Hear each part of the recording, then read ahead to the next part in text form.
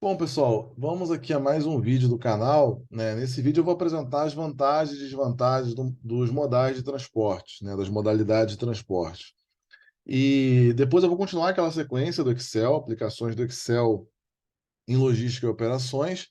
E futuramente, né, estou começando aí a pensar em aplicações do Power BI na área de logística e operações. Aí pensar em dashboards, pensar em painéis de indicadores dinâmicos, nesse sentido, tá?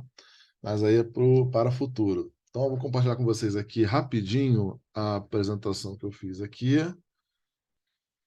a entender as vantagens e desvantagens, justamente para inserir esses modais em determinadas operações. É essencial compreender as vantagens e desvantagens de cada um dos modais, porque dessa forma eu consigo, vou voltar um pouquinho aqui, eu consigo verificar, né, o quanto que aquele modal é aderente a uma determinada operação, as características de uma determinada operação. De antemão, já fiz uma marcação aqui, ó, já tem até uma seta pronta aqui, tá? Que indica a questão, uma desvantagem que o modal rodoviário tem, que é o aumento do preço com a distância percorrida. O que acontece com o modal rodoviário? Ele é o ideal, né? Ideal trabalhar, pensar no modal ou transporte rodoviário para curta e média distância, mais ou menos ali os 600 quilômetros. Uma velocidade média de 60 quilômetros, você tem aí 10 horas de jornada, 8 horas com mais 2 horas extras. Então, pensar nessa curta e média distância até mais ou menos 600 quilômetros. Acima disso, você começa a inviabilizar o modal rodoviário. Começa a ficar caro. Conforme você vai avançando na distância percorrida, ele vai ficando cada vez mais caro. E é importante destacar também, como desvantagem do modal rodoviário, limitação de carga, espaço limitado em peso e cubagem. Agora, se marcando aqui ao vivo, ó, né? É gravado, né? Mas eu gravo e não tem muitas edições, na verdade. Aqui, ó, com a seta aqui gigantesca aqui, ó, tá aqui, ó. Aqui, ó. Beleza? Espaço limitado em peso e cubagem, restrição de capacidade de carga. Se eu comparo o modal aquaviário, ferroviário e o rodoviário, o aquaviário vem primeiro, depois vem o ferroviário e depois vem o rodoviário, em termos de capacidade de carga. Além disso, como desvantagem, o rodoviário também é sujeito a horários de circulação em determinadas vias, né? Aqui no Rio de Janeiro a gente sofreu isso e outros estados sofrem com essa situação de limitação de circulação de caminhões em determinados horários. Mas o rodoviário não tem só história ruim para contar, né? O rodoviário também tem coisas boas, obviamente, como todos os modais. Todos os modais têm vantagens e desvantagens. E o rodoviário, uma vantagem dele é que ele é o ideal para uma operação que a gente chama de logística urbana, ou logística em distribuição urbana, logística de última milha, last mile, que é a logística realizada em área urbana, densamente povoada. Tem pedestre, tem bicicleta, tem moto, tem carro, tem ônibus, tudo circulando nesse mesmo ambiente. Então, o modal rodoviário ele é o ideal para essas operações. Indústria de bebida, fazer uma, duas, três, não sei quantas entregas, né? Para padaria, para restaurante, para bar. Então, ele é o ideal para esse tipo de operação com essa configuração. E, claro, pensando na curta e média distância, ele torna ele rápido e eficaz para curta e média distância. Além do que, o investimento de capital, comparado com outros modais, é um investimento baixo. E a gente chega no modal ou transporte aeroviário ou aéreo. Esse é ideal para mercadorias de alto valor agregado, transporte rápido, caro, produto perecível, urgência. Tudo isso se encaixa perfeitamente, né, com o modal do transporte aeroviário. Ele é rápido, ele é caro e, claro, ele vai ser aderente a determinadas operações, operações com determinadas características. Então tem que casar, tem que dar um match aí das vantagens e desvantagens desse modal, as vantagens mais especificamente, né, com as características dessa operação. Você tem que dar um match aí para você conseguir atingir o máximo desse modal naquela operação que você está pretendendo inserir. Então, o ideal é você avaliar essas vantagens e desvantagens para você ver se isso casa ou não com as características da sua operação logística.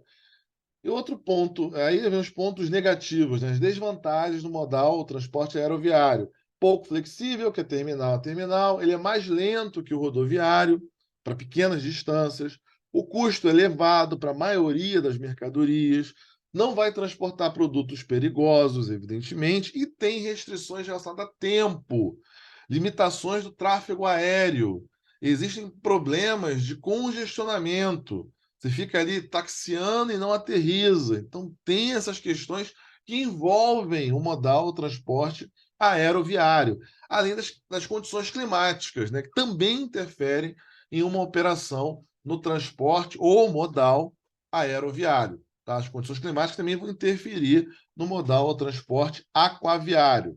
Então, esse é o aeroviário. Vamos lá, ó. Modal ou transporte ferroviário, ideal para produto agrícola, commodity.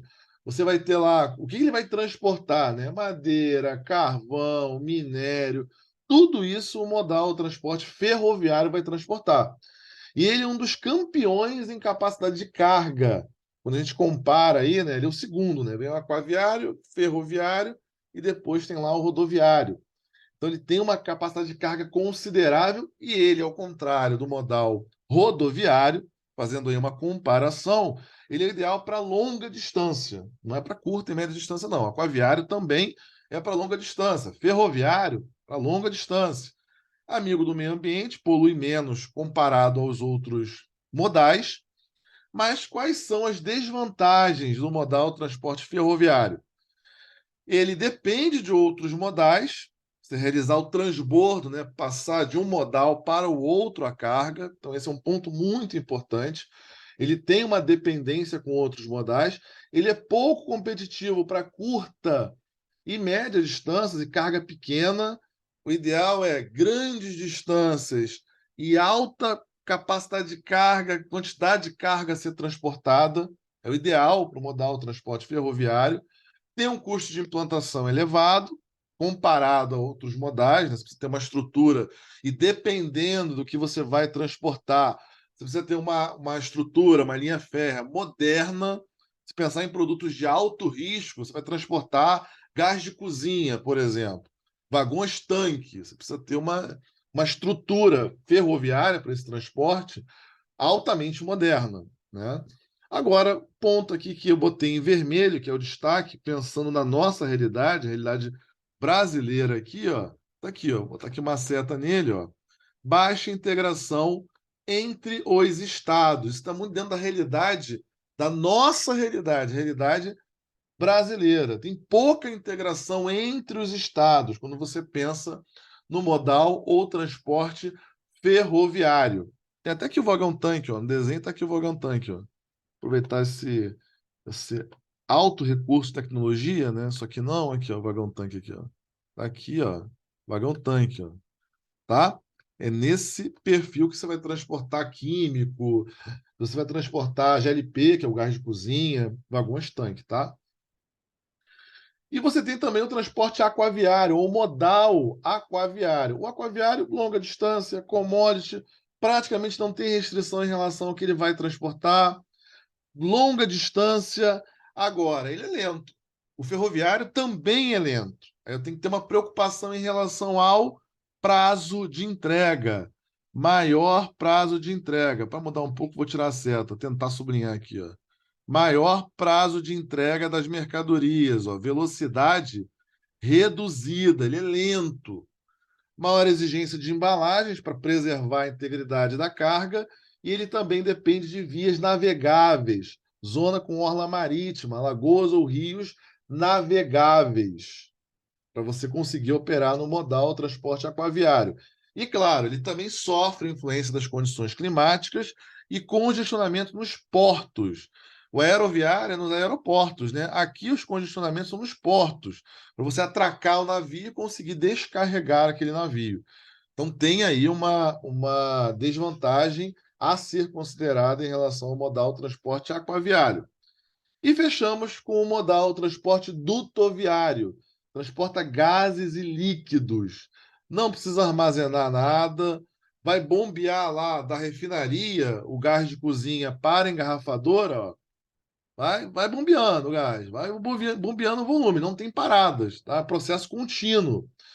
Longa vida útil, demanda pouca mão de obra e ele é o ideal para líquidos e gases. Isso pode ser uma vantagem, mas ao mesmo tempo, dependendo da operação, pode ser uma desvantagem. Agora, o investimento inicial de capital, então vale destacar que o investimento inicial de capital, ele é considerável.